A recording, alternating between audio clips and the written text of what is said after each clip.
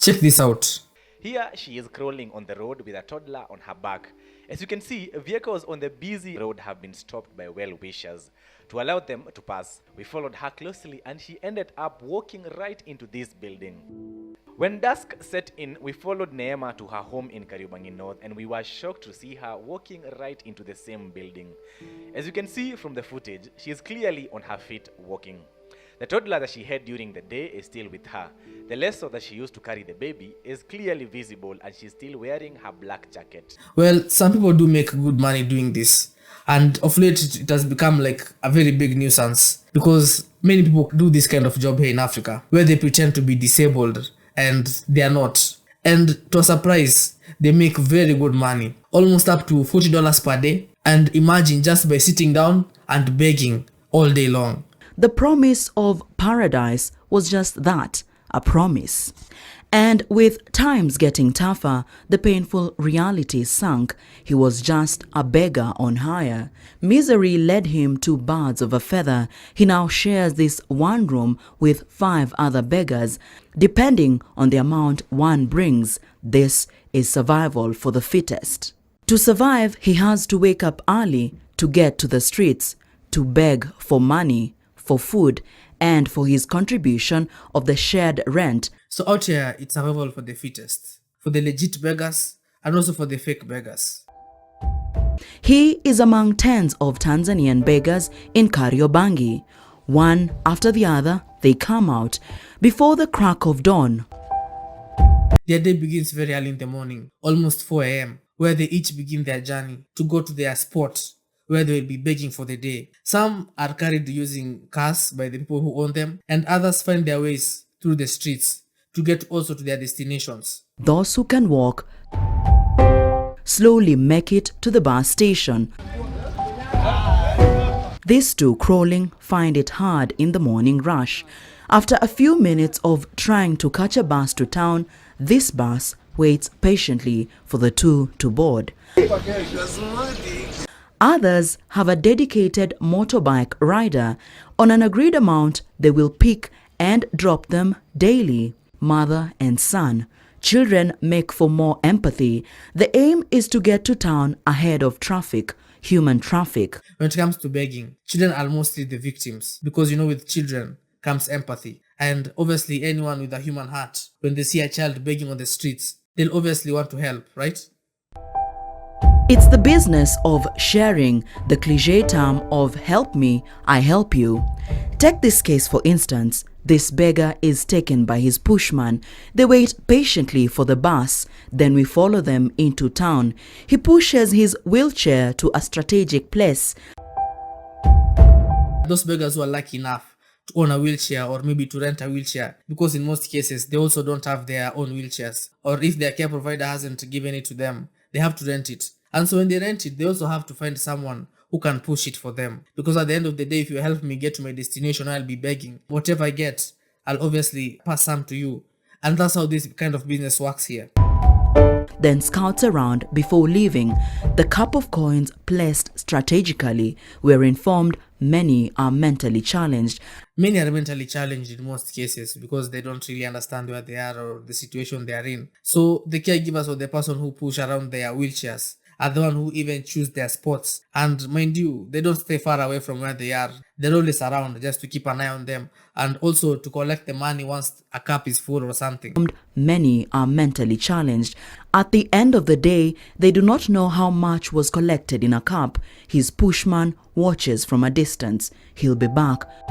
Before we leave, the coins already drop in. So the pushmen are also one of the people who have the most to gain when it comes to this sort of business. Because after pushing them, there are also the people that collect the money, they count it, and also they're the ones who decide how much will go to the disabled person themselves. So you can see also a pushman. It's also some sort of business where people also take advantage of these kinds of things. So anyone can also be a pushman, you can just go and find like a disabled person, put them on a wheelchair, and use that to make money. So it's not all pushmen who are there to support the people who they are pushing around. This sort of thing is very common around African countries where most disabled people don't have anywhere to go or anything to do. So that's how these pushmen take advantage of these situations, and thereafter they make also a lot of money doing this.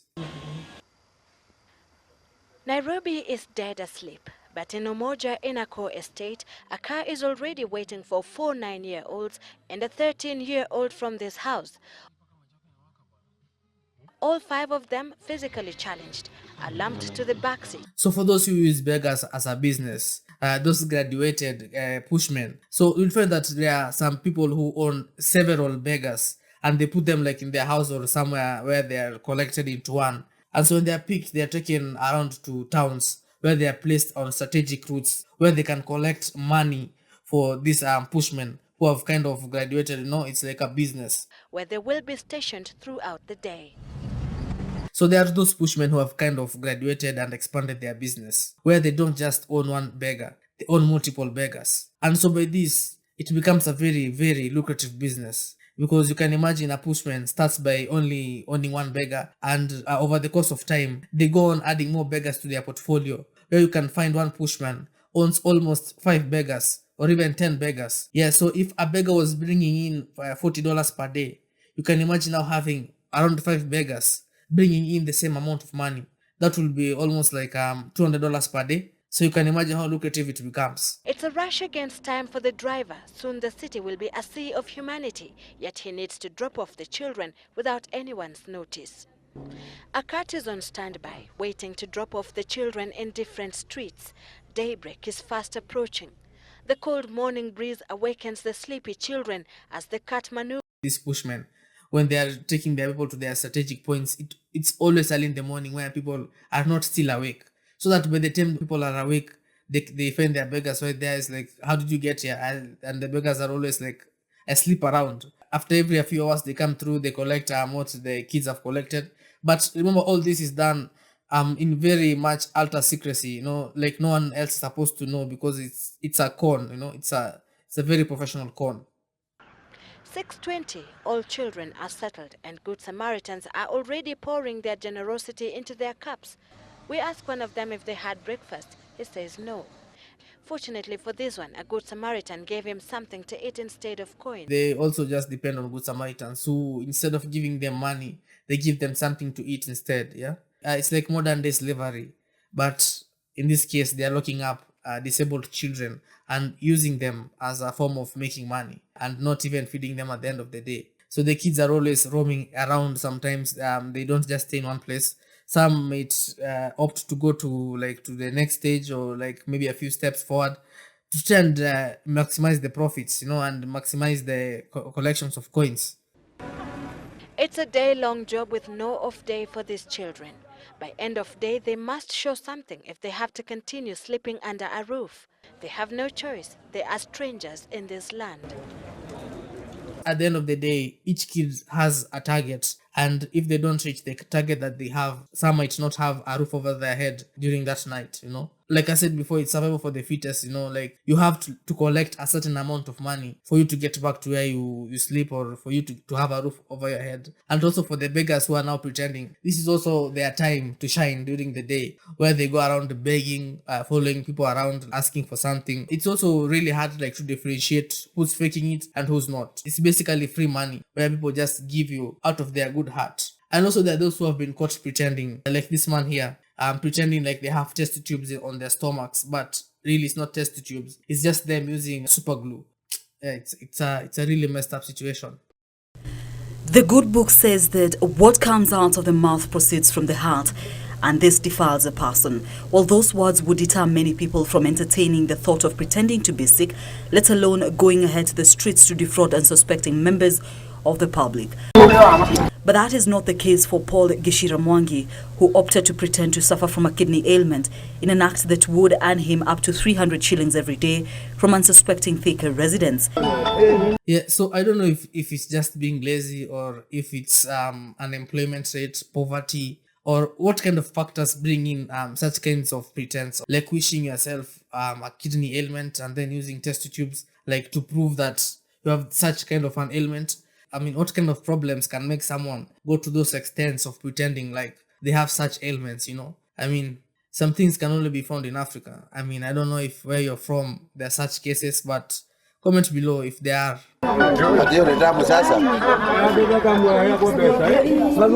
In order to have his tribulations and more sympathy, he had stuck a catheter on his stomach. So after reporting him, one day they investigated him during the early mornings and raided his house. And this is exactly what they found, exactly the process that he has to go through to fake this kind of ailment. Using adhesive, which was connected to a plastic bag whose contents resembles urine. So the content even inside the bag is not even urine. I mean, it's actually better than him holding you at gunpoint and stealing from you. You know, it's just an innocent con where you just gave him your money very much willingly, you know. You'd never know if someone is really disabled or not. Yeah, you never know if they're disabled or not. So there are those who are now legitimately disabled, where some have found greener pastures doing this. The only disadvantage is that they use their children actually to take them to their respective places where they go to beg. Notwithstanding the exploitation, some have something to show for years in begging. Julius, for instance, has been begging in Kenya for 16 years now. From his efforts, he has obtained enough money to pay dowry for his wife, Joyce, who is also blind and from Tanzania as well. But at least they are legit. They're not pretending in this business. These are like really, really disabled people.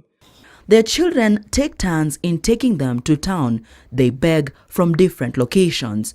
On any given day, 2 of their children will have to miss school to take care of their parents. Obviously, this will have a negative impact on them when they grow up. Even right now, it actually has a negative impact on them because these children have to miss school. It's also not something that their parents wish for because their parents actually are blind.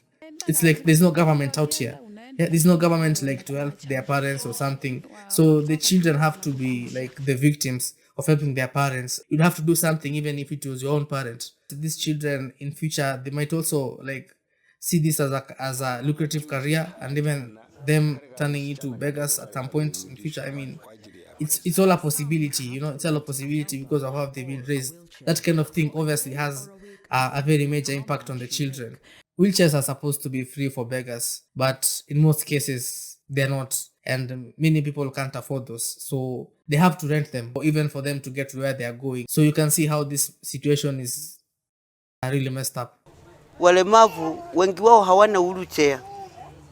Hizo wheelchair zinatokana na kukodesha. Ukienda naye vizuri si yake. So most of the beggars don't even have a wheelchair, and at the end of the day, after they've collected their money in town, what prevents the owner of the wheelchair from exploiting what they've collected? And in some cases they can even like take half of what they've collected. I mean, it's such a very deep exploitation. The begging gravy train has many riders. Even the police are in the mix. Hata kama hao watu wanaweza ulizwa, wanaweza sema huko Kariobangi anaitwa Giritatu. Even the police themselves are kind of involved, and so by gaining, we find that these beggars, it's like they don't have rights themselves, because the police take that away from them. They mean that they take bribes, especially from those who own the wheelchairs and from the pushmen. The mentally challenged beggars are especially vulnerable to the parasitism. After a day's collection, all they remain with are either empty cups or 50 shillings. Their state of mind means they can hardly comprehend the exploitation, the blatant theft of their sweat, and how to stop it. Ironically, they find solace in what they know best: begging. It's gotten to a point where this kind of business is now controlled by cartels. Yeah, so it's not just individuals now doing this kind of business, it's now cartels doing this business. Yeah, so you can imagine, we have drug cartels, we have like many different sorts of cartels, but here in Africa we have cartels that run disabled people. With the help of detectives from the Criminal Intelligence Unit, we trailed one cartel that had been operating for 4 years. There are more. 5 p.m. we watched as the children moved with difficulty from their respective streets to an assembly point. Their car had arrived and the driver was standing across the road. For 2 hours, he waited patiently for darkness to set in so he could load his passengers without passers-by noticing anything untoward. But just when he thought he was done, detectives pounced. We hit the road back to meet the faces behind this cartel. Inside, we meet 27-year-old Yohana Kulwa, a Tanzanian national, and his Kenyan wife. So this is an example of a cartel that was caught running this kind of business. And apparently it's run by a man and his wife. The contents of the pouches assigned to the 5 children yield a sum that would impress any business person as a day's collection. Zote ni ngapi? Yeah, obviously it being a cartel, I was expecting like mansions and big cars and all that, but obviously you can see that it's a cartel that also lives a kind of an average life, but also there's money. In just a day, and obviously tax-free. Noticing that the long arm of the law And the money is tax free. I mean, nothing has been cut by government, tax free. It's almost like free money. So this woman kind of turned on her husband after they were caught. She was like, I've never eaten a shilling of this man ever in my life.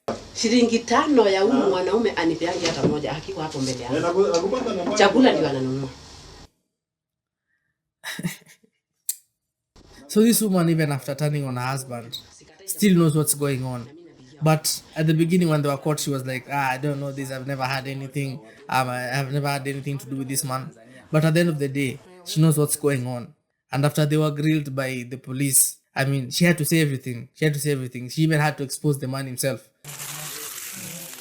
going by an average earning of about 10,000 shillings a day, this couple could be raking in about 300,000 a month without breaking a sweat.